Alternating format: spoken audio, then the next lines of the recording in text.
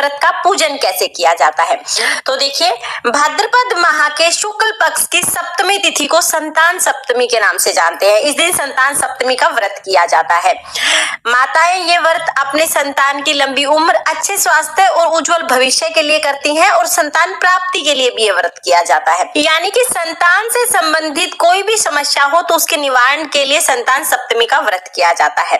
Friends, अब हम जान लेते हैं कि संतान सप्तमी के व्रत में हमें पूजा कैसे करनी है और ये व्रत कैसे किया जाता है। संतान सप्तमी के दिन सुबह स्नान आदि करने के बाद आप जिस जगह पर भी पूजा करेंगे, पहले उस जगह को अच्छे से साफ कर ले, फिर उस पर चौकी लगा ले।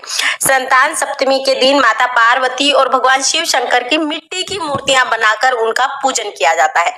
लेकिन अगर किसी कारणवश आप मिट्टी की मूर्तियां नहीं बना पा रहे हैं तो भगवान शिव शंकर, माता पार्वती और गणेश जी की जो भी फोटो या मूर्ति आपके पास है, आप उसका पूजन कर सकते हैं। तो देखिए, थोड़े से अक्षत रख के हम यहाँ पर भगवान शिव शंकर, माता पार्वती और गणेश जी की फोटो को विराजमान कर देंगे।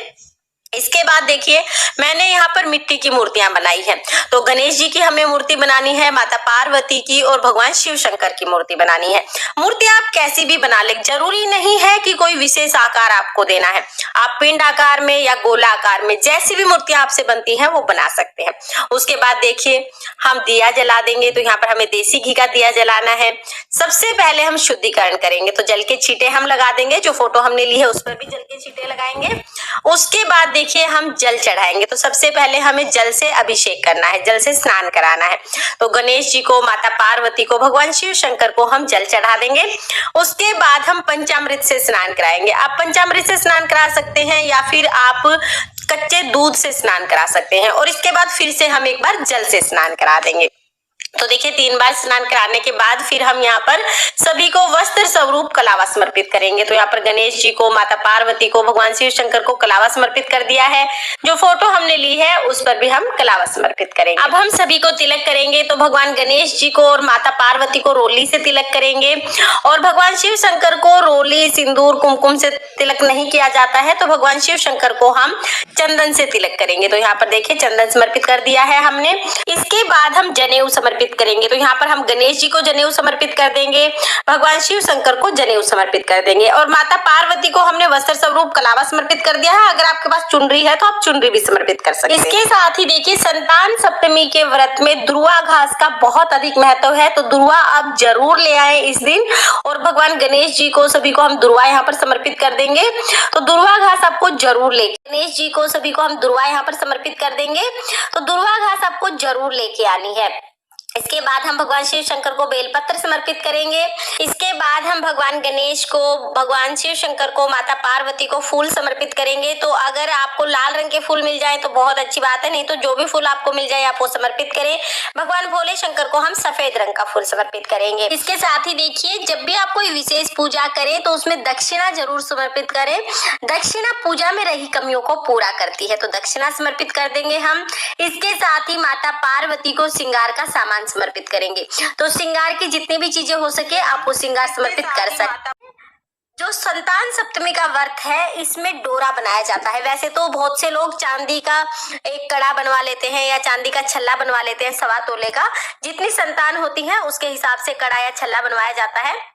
लेकिन अगर आप व्रत पहली बार कर रहे हैं या आपने कड़ा या छल्ला नहीं बनवाया है तो आप इस तरह से कलावा ले लीजिए और उसमें 7 गांठें लगा लीजिए। देखिए, एक गांठ मैंने लगा ली है, अब मैंने ये दूसरी गांठ लगा ली है। तो इस तरह से 7 गांठ का एक आप डोरा बना लीजिए। पूजा जहां पर कर रहे हैं वहीं पर बैठकर आप ये डोरा बना लेंगे और इस डोरे का फिर हम पूजन करेंगे। अगर आपने छल्ला बनवाया हुआ है या कड़ा बनवाया हुआ है तब आपको ये डोरा बनाने की जरूरत नहीं पड़ेगी, आप उस छल्ले का या कड़े का पूजन करेंगे। अगर छल्ला या कड़ा आपके पास नहीं है चांदी का, आपने नहीं बनवाया है संतान सप्तमी का कड़ा, तो फिर आप इस तरह से डोरा बना लीजिए। इस डोरे को पूजा के बाद अपने सीधे हाथ में बांधना होता है। तो देखिए, इस तरह से इसको जब पूजा हो जाएगी उसके बाद बांधना है, पहले पूजन करेंगे। तो थोड़ा सा अक्षत रख के हम ये डोरा चौकी पर ही रख देंगे। उसके बाद इस डोरे पर हम जल का छींटा लगाएंगे, रोली से तिलक करेंगे, साथ ही हम डोरे को पुष्प समर्पित करेंगे। इस तरह से हमें डोरे का पूजन करना है। अब हमें सभी को भोग समर्पित करना है। तो भोग के लिए देखिए, संतान सप्तमी के व्रत में 7 मीठी पूरियां बनाई जाती हैं। 7 मीठी पूरी आपको माता पार्वती के लिए बनानी है और 7 मीठी पूरी इनमें से आपको खानी है। मतलब ये आप भोग समर्पित कर देंगे। मीठी पूरी होने होनी चाहिए, या आप पूड़े बना सकते हैं, गुलगुले पूड़े जो होते हैं, लेकिन संख्या 7 ही रखनी है। देखिए इनमें से जो 7 पूरियां हैं वो तो हम किसी को दान कर देंगे, परिवार में किसी को नहीं देनी है, अपने परिवार से अलग आप किसी को भी दान कर सकते हैं। और 7 पूरियां जिसने व्रत किया है वो खाएगी। ये 7 पूरियां खाकर ही व्रत खोलना है, इसके अलावा कोई चीज नहीं खानी होती है। तो ये भोग हम समर्पित कर देंगे।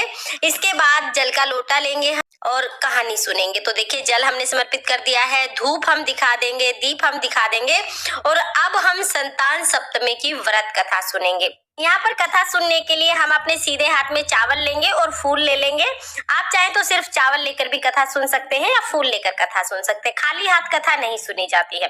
तो देखिए अब हम कथा शुरू करते हैं। संतान सप्तमी की व्रत कथा का वीडियो आपको चैनल पर मिल जाएगा। अगर मैं यहीं पर कथा सुनाती तो वीडियो बहुत लंबा हो जाता है, इसलिए मैंने वीडियो को अलग कर दिया है। कथा सुनने के बाद जो फूल और अक्षत हमने लिए हैं वो पार्वती माता के चरणों में समर्पित करेंगे और अब हम करेंगे आरती। तो देखिए आरती आपने जो दिया जलाया है आप उससे भी आरती कर सकते हैं या आप कपूर से आरती कर सकते हैं। यहाँ पर मैंने कपूर लिया है आरती करने के लिए। तो देखिए हम कपूर से आरती करेंगे। आप गणेश जी की आरती, भगवान शिव शंकर की और माता पार्वती की आरती बहुत ही प्रेम पूर्वक गाएं। और अगर आपको आरती नहीं आती है तो आप अपने फोन में भी आरती चला सकते हैं। आरती करने के बाद हम हाथ जोड़कर भगवान शिव शंकर, माता पार्वती से पूजा में रही कमियों के लिए क्षमा याचना करेंगे और अपनी संतान की लंबी उम्र, अच्छे स्वास्थ्य और उज्जवल भविष्य के लिए कामना करेंगे। इस तरह से संतान सप्तमी व्रत की पूजा पूर्ण हो जाएगी। पूजा के बाद जो जल का लोटा है ये हम सूर्य देवता को अर्घ दे देंगे। और देखिए पूजा समाप्त होने के बाद चौकी के पास ही बैठकर जो आपने डोरा बनाया है वो आपको वहीं पर पहन लेना है। तो ये डोरा हम अपने सीधे हाथ में पहन लेंगे और पूरा दिन ये डोरा पहन के ही रखना है। तो इस डोरे को आप अपने हाथ में पहन ले और ये मीठी पूरी खाकर ही आपको व्रत खोलना है। बस ये 7 मीठी पूरियां ही आपको खानी है। और देखिए इसके बाद अगले दिन चौकी जब आप उठाएंगे तो विसर्जन उसी समय करना है। तो किसी भी बर्तन में आप पानी लेकर उसमें आप मिट्टी की मूर्तियों का विसर्जन कर सकते हैं। और जो श्रृंगार का सामान आपने चढ़ाया है उसको आप दान कर देंगे और दक्षिणा को भी हमें दान कर देना है। तो इस तरह से हम व्रत की चौकी उठा लेंगे। इस व्रत में नमक का सेवन नहीं किया जाता है, सिर्फ मीठी ही पूरियां या पूड़े खाए जाते हैं। और देखिए व्रत की कथा का वीडियो भी आपको चैनल पर मिल जाएगा, उसका लिंक मैं आपको डिस्क्रिप्शन में दे दूंगी। आप कथा जरूर सुनना। अगर आपको वीडियो पसंद आई हो, वीडियो अगर आपके लिए यूजफुल हो तो प्लीज वीडियो को लाइक कर देना और हिंदू धर्म के सभी तीज त्योहारों की संपूर्ण जानकारी के लिए मेरे चैनल को सब्सक्राइब कर लेना। भगवान शिव शंकर और माता पार्वती की कृपा आप पर और आपकी संतान पर हमेशा बनी रहे। तो फिर मिलते हैं किसी और वीडियो के साथ, तब तक के लिए ओम नमः शिवाय।